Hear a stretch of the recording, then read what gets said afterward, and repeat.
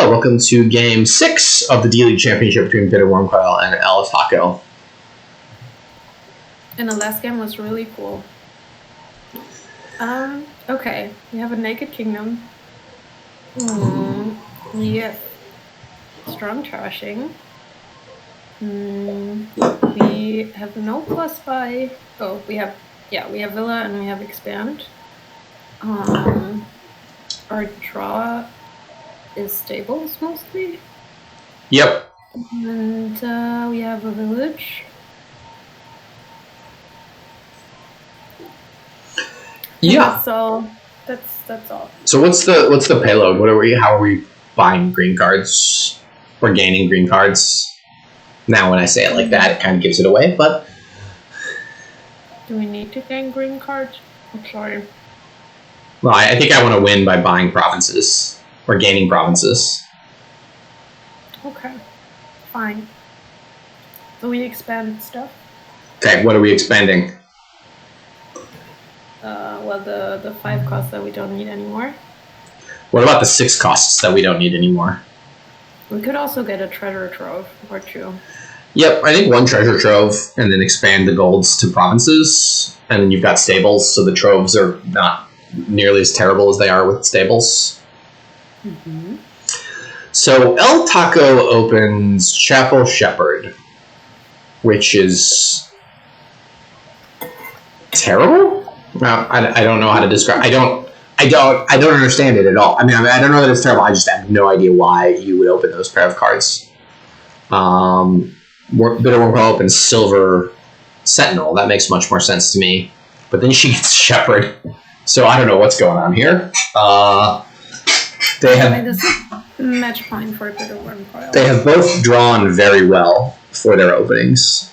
And BitterWurmcoil only needs a tie. Yeah, they've both drawn very well for their opening. Like LTaco has drawn. Akuchi would be indignant at how well LTaco has drawn for their opening. I think he's more indignant about things that he disapproves of. I think he would disapprove. The trashing of 3 coppers, then buying a silver. And BitterWurmcoil hits expand on turn 5 already. Somewhat remarkably. I think both these decks are running considerably above expectation for what they've done. What are we expanding into what? AK 3 with sharp analysis. What are they expanding into what? I want to be expanding estates into 5s, but then the shepherds make no sense. No, Monument is just too slow, and there's no draw. So you're buying 1 Minstrel, 1 Monument to turn, plus a Trasher. It's just you're not adding payload fast enough. I just feel like I want to be opening like Sentinel, Chapel Silver, or Sentinel Silver, and then not using Shepherds at all, getting rid of all my estates as quickly as possible, and adding in some silvers, and you get the expand and start expanding stuff into stables and treasure troves and play that way. Maybe if you spike an early 5, you grab a Sentry. And Minstrel is awkward with stables, for what that is worth. It is quite awkward with stables. Now, stables itself is going to draw enough treasures probably, but I don't want to play with that many Minstrels. Oh, why? What? Yeah, I think you just take expands. And if you have terminal collision, you can expand something into something. Okay. Minus to me. If I understood what was going on, I would. Haka 3's explanation makes the most sense, I guess. I feel like the deck that just opens Sentinel Silver is way ahead of these 2 decks right now. Like, these 2 decks accelerated pretty quickly out of the gate with good draws, but it feels like they've done very little to improve the quality of their deck over the last 4 turns. Probably you don't play with any Minstrels, but I can certainly be playing with 1 just to get around your stables a little faster, especially in the greening phase. But yeah, maybe you don't play with any minstrels. You play with one sentry, a bunch of stables, one villa, a treasure trove or two, and the expand. You want to play chapel plus terminal every turn. No, Mango Lassie, you don't want to play chapel every turn. You might want to play Sentinel every turn. If you discard coppers to stables, you can reliably, but I don't even want to play Sentinel every other turn. Sorry, I want to play Sentinel like every 2 turns, probably, or chapel every 3 or 4 turns. The deck with stables in it can deal with all of these coppers from Treasure Trove. You're not getting that many.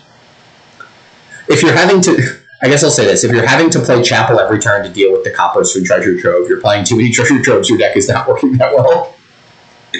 That deck does not sound reliable. But I think one Treasure Trove that adds 3 payload a turn for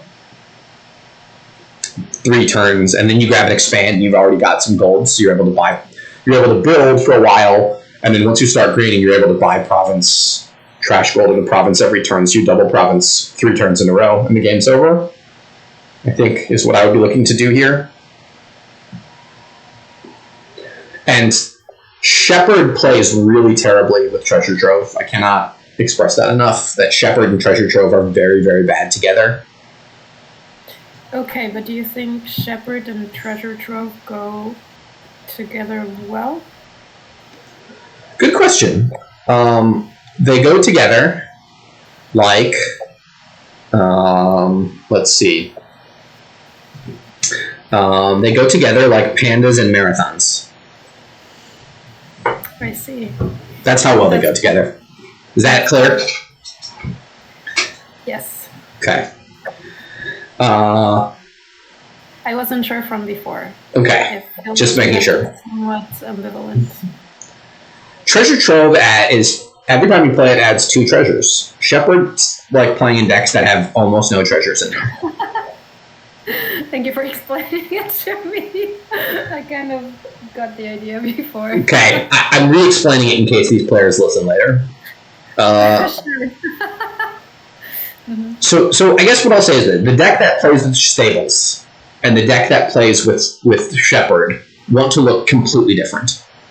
So it is very unlikely that the best deck contains both stables and shepherds. It's difficult for me to imagine such a thing. I mean, we're going why did we not play the Sentinel there? Sentinel could have trashed 2 coppers, guaranteed, if we played a Sentinel just now, and then played the Shepherd to draw the pasture, to draw the last 2 estates. That was a mistake for BitterWurmcoil there. So this is silver into oh my goodness. Well, we did trigger a good shuffle, so that's something. But I really don't believe in a deck that plays with both shepherds and stables. We're gonna see how it plays out. Yeah, LTaco somehow just draws a perfect set of cards at the top of their shuffle. BitterWurmcoil didn't even trash the copper because she's afraid of a stables dud. It has happened to all of us. So. Yeah.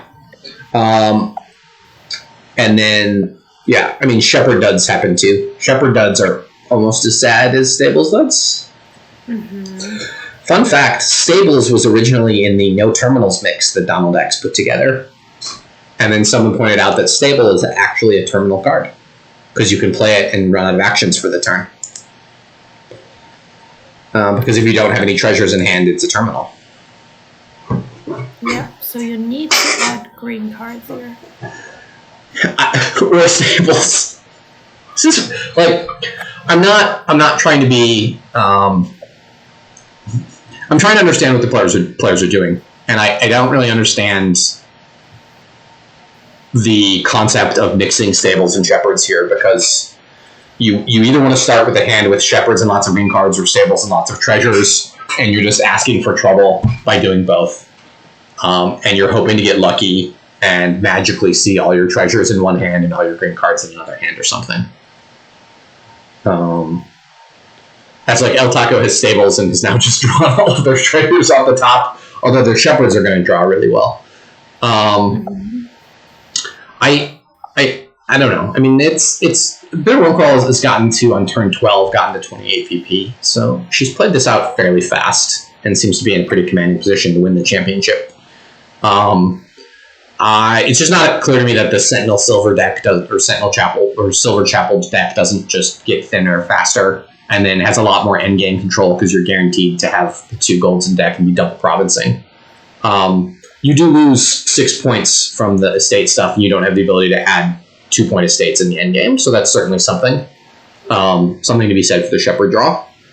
I think the expand something into Shepherd every turn type of deck, and then trigger good shuffles just takes a long time, and we weren't really able to do that, I think, until turn 11.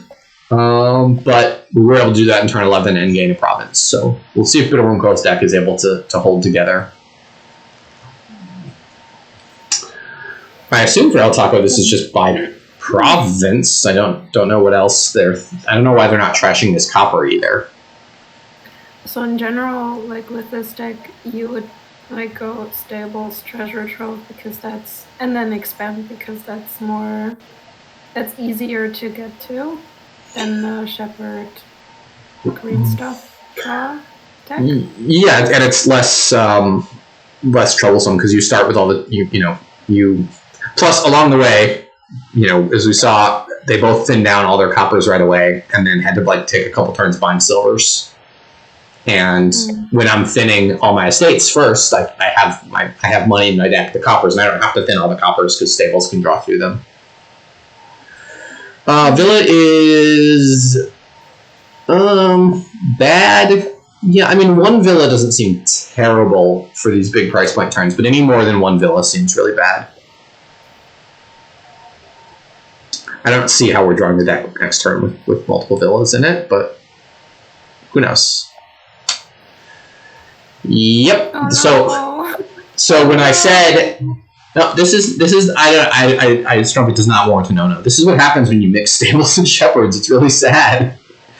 When I get really indignant and say this is bad, it's because I've seen this hand times in my life, and I remember how sad I was when I saw this hand, and then I take that lesson to heart and be like, you know what? I'm not going to do this to myself again. I'm not going to do this stables shepherd thing and be sad. So. This is a nice trick here. We play the Sentinel here.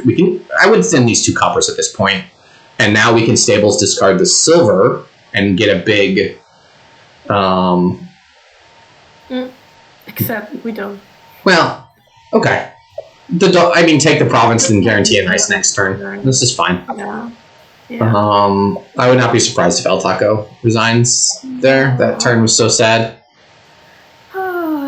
And now all BitterWurmcoil needs to do is draw a deck and double. And here we are. Can she double? She can double. She's got money. So nice win there for BitterWurmcoil, who takes down the D-League Championships. Woo-hoo. Congratulations. So yeah, congratulations to BitterWurmcoil. Tough games for LTaco. It was first player trading for the first 5 games, so very close match. And congratulations to both the players, especially BitterWurmcoil.